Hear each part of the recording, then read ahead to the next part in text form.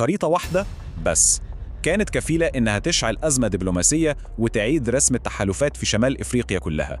النهاردة رح نشوف كيف تحول رمز بسيط على شاشة لمواجهة سياسية معقدة جدا.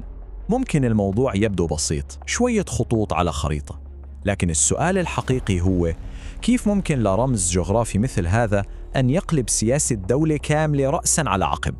هذا هو اللغز اللي رح نحاول نفكه مع بعض اليوم. المكان طرابلس ليبيا، والحدث اجتماع مهم جدا لرؤساء مخابرات من أكثر من 40 دولة. يعني الجو كان مهيأ للتعاون وبناء الثقة، لكن اللي حصل كان العكس تماما. فتيل أزمة دبلوماسية ما كانت في الحسبان هو اللي اشتعل. وهنا مربط الفرس. فجأة على الشاشة ظهرت خريطة للمغرب، لكنها ما كانت أي خريطة، كانت خريطة مبتورة. والموضوع ما كان غلطة أو سهو، لا، كان تصرفاً مقصوداً واستفزازياً بكل معنى الكلمة. الصحراء محذوفة بالكامل من الخريطة، وطبعاً هذه كانت الشرارة اللي ولعت كل شيء. طيب المغرب كيف رد على هذا الاستفزاز؟ خلونا نشوف. المغرب هون ما طلع ببيانات ولا تصريحات إعلامية، لا، اختار يرد بالفعل نفسه.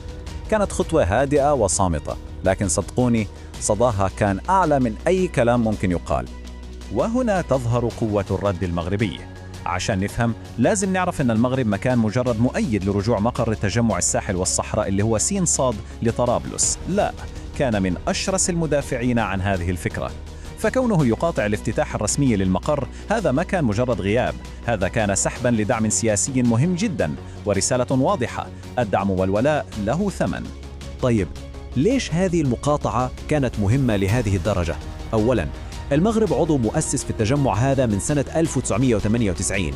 ثانياً، هو اللي كان يضغط بقوة عشان المقر يرجع لطرابلس، فغيابه هذا كان رسالة سياسية ثقيلة زي ما وصفتها المصادر. معناها واضح: إحنا ندعم استقرار ليبيا، نعم، لكن هذا ما يعني أبداً إننا رح نسكت على أي مساس بوحدتنا الترابية. الموضوع ما وقف عند العلاقات بين المغرب وليبيا وبس، تداعيات الخريطة هذه كشفت عن شرخ كبير جوا ليبيا نفسها. يعني الحادثة هذه ما كانتش مجرد مشكلة في سياسة ليبيا الخارجية، لا، كانت زي مراية كشفت الانقسامات العميقة اللي في الداخل. وبدل ما الليبيين يتحدوا في مواجهة أزمة خارجية، الموضوع انقلب وصار سلاح في الصراع السياسي الداخلي. شوفوا الانقسام هذا كيف واضح. حكومة طرابلس بقيادة الدبيبة هي اللي عرضت الخريطة وعملت الأزمة. في نفس الوقت حكومة بنغازي المنافسة لها وجدت في الموضوع هذا فرصة من ذهب. مش بس طلعت بسرعة وتبرأت من اللي حصل، لا، راحت خطوة أبعد، أكدت دعمها لسيادة المغرب وأشادت بدوره في المصالحة الليبية. يعني باختصار استخدمت الأزمة عشان تكسب حليف إقليمي مهم وتحرج خصمها السياسي. والنتيجة، الأزمة هذه عمقت الانقسام اللي كان موجود أصلاً، وأظهرت للعالم كله أنه ليبيا في هذه اللحظة ما كانت دولة بصوت واحد، لا، هذه دولة لها سياستين خارجيتين مختلفتين تماماً، وكل سياسة تنافس الثانية. لكن لحظة، تصرف حكومة طرابلس هذا ما جاء من فراغ. عشان نفهم الصورة كاملة لازم نضع الحادثة هذه في سياق أكبر بكثير، سياق تحولات دبلوماسية عالمية تغير شكل الخريطة السياسية كلها. المصادر اللي نعتمد عليها في تحليلنا اليوم تقول إنه اللي حصل في طرابلس هذا مش حادثة معزولة، لا، هذا جزء من موجة تغيير عالمية أكبر بخصوص الموقف من قضية الصحراء. والتحول هذا مش مجرد تغيير بسيط، هذا يشبه الزلزال الدبلوماسي.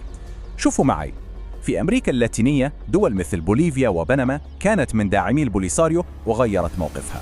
في غرب إفريقيا مالي غيرت موقفها. حتى في أوروبا ال27 دولة الأعضاء في الاتحاد الأوروبي وقعوا إعلانا مشتركا يدعم خطة الحكم الذاتي. هذه فعلا موجة عالمية تكتسح العالم. وركزوا معي على هذا الرقم: 42 سنة، يعني أكثر من 4 عقود، ومالي حليف ثابت لجبهة البوليساريو. وفجأة كل هذا تغير.